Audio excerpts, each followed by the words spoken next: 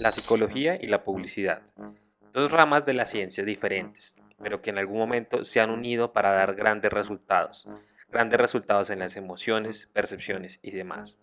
Hoy, en nuestro podcast, hablaremos de James Watson, el psicólogo que aportó grandes aportes a la publicidad. Bienvenidos.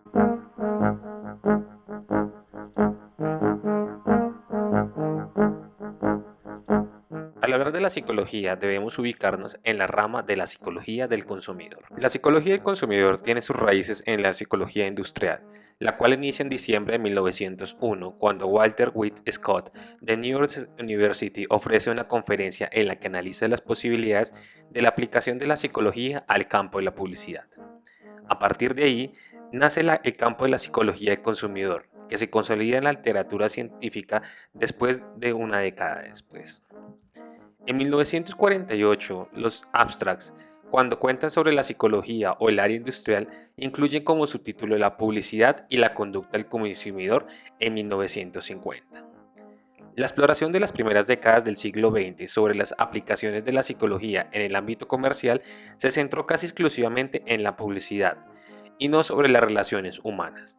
Se centró en determinar cómo las técnicas psicológicas pueden ser útiles para la elaboración y mejorar su efectividad para señalar elementos de campañas publicitarias que tuvieran mayor acogida entre el público.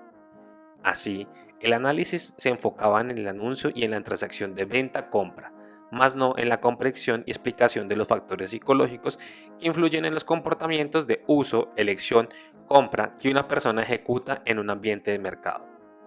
Esta perspectiva de las relaciones humanas representan un propósito sobre el consumidor que se vino a desarrollar en la psicología en la segunda mitad del siglo XX. La conexión entre las ventas y la publicidad fue un foco de la investigación psicológica en sus inicios. Se aplicó de acuerdo a la publicidad de las medicinas que se trabajaban en Estados Unidos.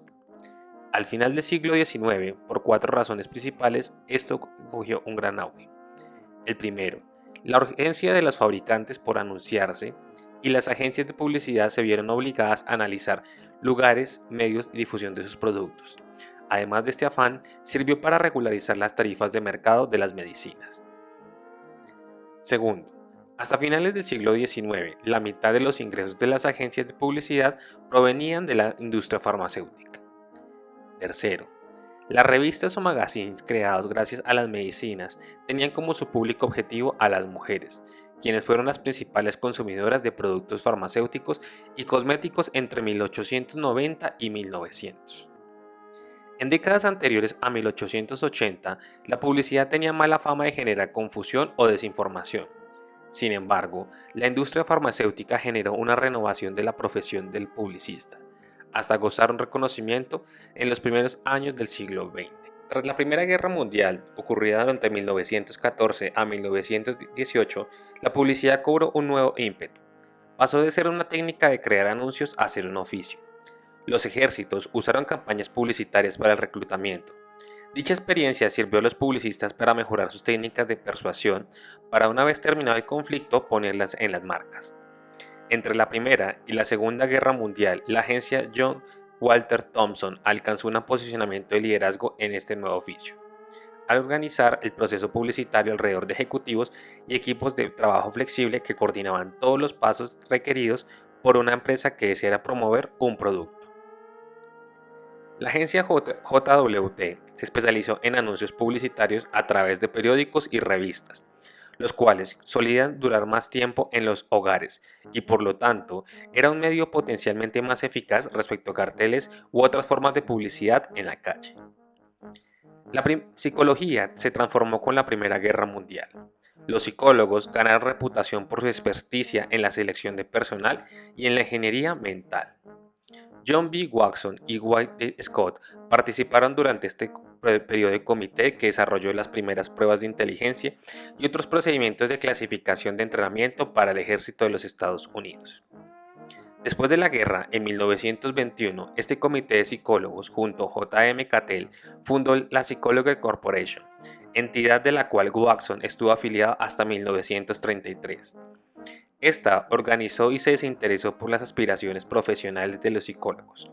promover los logros de la psicología aplicada y ofrecer habilidades distintas a la comunidad de industriales y comerciantes. Usualmente se contrapone la vida académica al ejercicio de la profesión, con las aplicaciones del conocimiento científico. Esto sucede durante las primeras décadas del siglo XX. La American Psychology Association y los psicólogos aplicados mantuvieron una cisma que tardó varios años antes de solucionarse. La relación entre la ciencia y la tecnología fue incidental en los incidentes de la psicología. En ese contexto, J. Watson fue una gran excepción. Él fue un psicólogo investigador, pionero en ofrecer aplicaciones de conocimiento científico derivado de estudios de laboratorio que sirvieron para proponer soluciones a asuntos cotidianos como la educación, la crianza y la publicidad. De manera que el educador, el médico, los juristas, los hombres de negocios pudieron utilizar sus resultados obtenidos de los experimentos de forma práctica.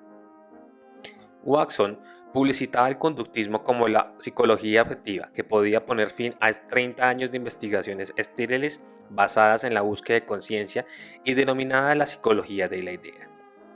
Este último enfoque derivaba del resultado diferentes en cada laboratorio con métodos y objetos de estudios no uniformes y colocaba a los psicólogos en una posición desventajosa frente a los profesionales de otras ciencias como pueden ser la medicina, la física, la química y que eran disciplinas que sí lograban progresar y hacer descubrimientos importantes en la realización humana. La psicología conductista propuso entonces que a partir de lo que se puede observar la conducta, lo que el organismo hace o dice. Así, colocar o hablar de una forma de hacer. Hablar con uno mismo es pensar, por lo cual pensar al igual que hablar son formas de conducta. Un tipo de conducta tan objetivo como el béisbol. Para esta nueva psicología, no habría diferencia entre la organización de la conducta de laboratorio y lo que una persona hace en la calle. La época de 1929 a 1919 puede considerarse un periodo de la psique para el estadounidense común. La psicología de la introspección no ejercía ya ninguna fascinación. En su lugar, la psicología se ha vuelto conductual y estaba demostrando su utilidad en la industria, en los colegios, en los tribunales y en la guerra. En los periódicos se leía y era usual escuchar en radio que los psicólogos como Watson podían ofrecer para los problemas de la rebeldía, el divorcio, el crimen, con la seguridad y confianza de una ciencia. En 1920, Watson fue despedido de la Universidad Johns Hopkins a sus 42 años. A pesar de estar en la cumbre de su carrera con el prestigio de ser el fundador de una nueva ciencia que buscaba la predicción y el control de comportamiento, no pudo encontrar una nueva posición dentro de la vida académica de las universidades norteamericanas. En el otoño del mismo año, Watson se mudó a Nueva York. Gracias a algunos amigos en comunes, conoce a Stanley Reisor, presidente de la JWT, quien lo vincula a la compañía como investigador de consumidor. Ese cambio de carrera lo condujo al modelo de estímulo-respuesta de las respuestas emocionales condicionadas y estudiadas en el laboratorio. Fue aplicado rápidamente a los problemas de la naciente psicología de la publicidad. Stanley Reisor fue el primer jefe de una agencia publicitaria con un título universitario. Reisor pensaba que el estilo para dirigirse a los consumidores no debería ser condescendiente. Se propuso crear a la JWT, la Universidad de la Publicidad, a través de la contratación de investigadores y psicólogos. Estos profesionales garantizaban un enfoque preciso y científico a la hora de proponer campañas a los clientes. El principal resultado de dicha orientación fue un especial énfasis en el nombre de la marca y en la educación de una clase social con hábitos de consumo. Un ejemplo de ello es que Reisor creó nuevas marcas de revistas femeninas para convencer a las lectoras de comprar marcas a pesar de que sus precios eran elevados. Previamente en 1917, de la mano de Helen Ulasmont, JWT se había especializado en el público femenino. Desde 1920 a 1930, con la ayuda de Watson y las fotografías de Edward Stench, la agencia desarrolló la visión de publicidad científica de Reisor, unos principios conductistas, siendo la primera agencia en usar contenido erótico en la publicidad dirigida a mujeres.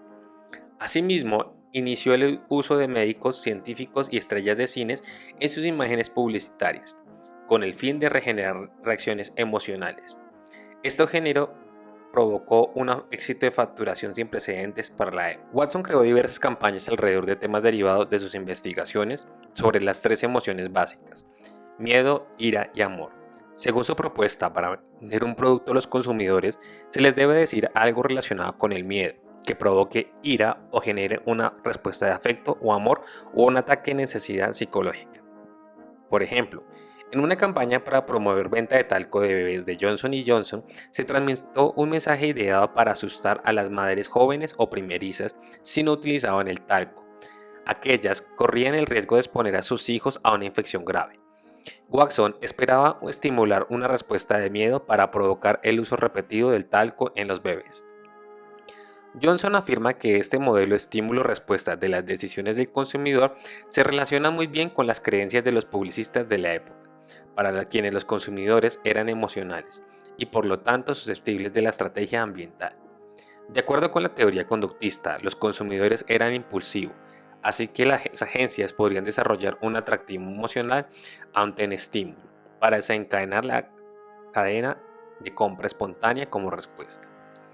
Esta imagen del consumidor impulsivo fue más fácil de admitir desde las investigaciones de mercado de los años 20 que determinaron la mayoría de compradores de bienes que eran mujeres. Watson diferenció las conductas de las mujeres frente a las de los hombres por su historia de aprendizaje. Él afirmaba que a las mujeres no se les había enseñado conductas de manipulación que el ambiente social sí les enseñaba a los hombres, por lo cual serían más influenciables o susceptibles a la publicidad. Varios ejecutivos de JWT argumentaban a sus clientes que la mente de las señoras consumidoras era controlada por un instinto, debido a factores sociales que raramente confrontaban a las restricciones desde niñas o la iglesia o sus familias habían impuesto sobre sus comportamientos. Así, la publicidad podría influenciar sus elecciones y controlar sus decisiones. Se ha especulado acerca de si Watson desarrolló alguna investigación sobre la respuesta sexual femenina y la posibilidad de condicionarla. A pesar de que el rumor de dichas investigaciones se deriva de un comentario de un colega suyo, en el mundo de la publicidad no existe evidencia concluyente que vincule investigaciones de este tipo a la publicidad. Aunque Watson tenía alguna experiencia como consultor y profesor de psicología y publicidad, seguía siendo un producto de escuelas y académicas, con poco conocimiento de la vida cotidiana del consumidor. Así que aprendió a observar la evolución de las ventas de nuevo producto como una curva de aprendizaje de un hombre o cualquier otro animal. Esta habilidad permitió que su carrera en este nuevo mundo publicitario fuera meteórica, tal como lo había logrado antes en la universidad. En tan solo 4 años pasó de tener un empleo temporal de investigador de campo en algunas poblaciones sobre el río Mississippi a ser nombrado vicepresidente de la JWT, cargo que tuvo hasta 1936, cuando fue contratado como vicepresidente de William Estate. Como ejecutivo de la publicidad, Watson tuvo la oportunidad de demostrar el poder del control social. Insistió que las leyes del condicionamiento clásico eran aplicables a las personas, independiente de la raza, posición social o nacionalidad. En 1932, William Stay, un ejecutivo disidente de JWT, fundó su propia compañía publicitaria. Dicha compañía tendría la cuenta de los tabacos y cigarrillos Camel, Reynolds Tobaccos y años después de la Colgate-Palmolive, con la cual desarrolló la categoría de productos relacionados con el jabón de tocador. Estas líneas ya eran conocidas para Watson gracias a su trabajo en la JWT. Para 1930, la moda psicológica se había acabado gracias a la crisis económica de 1929 en Estados Unidos. La prensa popular, periódicos y revistas tenían acuciantes cuestiones económicas que consideraban los artículos escritos de psicología disminuyeron. Aún así, la industria publicitaria continuó facturando sumas considerables ante la escasez de liquidez. Los empresarios sintieron y se vieron abocados a aumentar la presión por vender y conocer al consumidor. Esta condición condujo al cambio de la nueva publicidad. Había que satisfacer al consumidor lo que quería en vez de crearlo. Esta nueva posición de la publicidad es distante de generar respuestas emocionales condicionales a la tradicional presentada por el conductismo. En este sentido, de acuerdo con Curti, se pueden identificar 3 etapas del concepto del consumidor en la publicidad a finales del siglo XIX e inicios del siglo XX. La primera, de 1890 a 1910. El consumidor que conoce racionalmente para tomar decisiones en coherencia a la psicología de la idea. La publicidad ofrece información al consumidor que persigue intereses egoístas. En la segunda, de 1910 a 1930. El consumidor se concebía como un ser no racional, así que la publicidad debía influenciar en las emociones, impulsos y deseos. Esta posición está claramente relacionada con la psicología comportamental imperantemente. En la tercera etapa, de 1930 a 1950, el consumidor ya no es un tercero en la empresa, se considera como parte de la idea del éxito del negocio. Por esta razón, en lugar de estudiar la publicidad, se deben entender las relaciones de los consumidores y las actitudes globales de la sociedad hacia un negocio, con una visión dinámica y funcional del consumidor. Esta última visión de consumidor es muy parecida a la que sigue en la actualidad por la psicología del consumidor y el mercadeo, donde la publicidad es solo un aspecto particular de la gestión de relaciones del consumidor. Para llegar a este desarrollo conceptual ha sido esencial la contribución histórica de la psicología conductista. El aporte de Watson es fundamental para el comprender el consumidor en la actualidad, porque los consumidores, como todas las personas, responden con emociones de manera ordenadas, siguiendo un proceso de elementales de placer, dolor, contracción, relajación, excitación y calma. Al centrar el análisis sobre las respuestas humanas, particularmente sobre la respuesta de compra, Watson desarrolló el primer plan de investigación científica aplicada al área de la psicología del consumidor, sin las desventajas de hablar del término de deseos, ideas, variables de individuo estériles para los propósitos del mercado. Así, Watson pudo aislar la generalidad del fenómeno y señalar que los consumidores aprenden del ambiente y del mercado y son susceptibles de influidos por imágenes, por palabras, aspectos que se pueden manipular a través de la publicidad para controlar la conducta de selección y compra de productos. Hemos llegado al final de nuestro podcast. Te agradecemos que te hayas tomado todo el tiempo completo para escucharlos. No olvides dejar tus comentarios, son de vital importancia para seguir mejorando día a día nuestros contenidos. También activa la campanilla para recibir las notificaciones cuando creemos unos nuevos materiales. Para este podcast te acompañó Fernando Romero. Nos veremos en una próxima ocasión. Hasta pronto.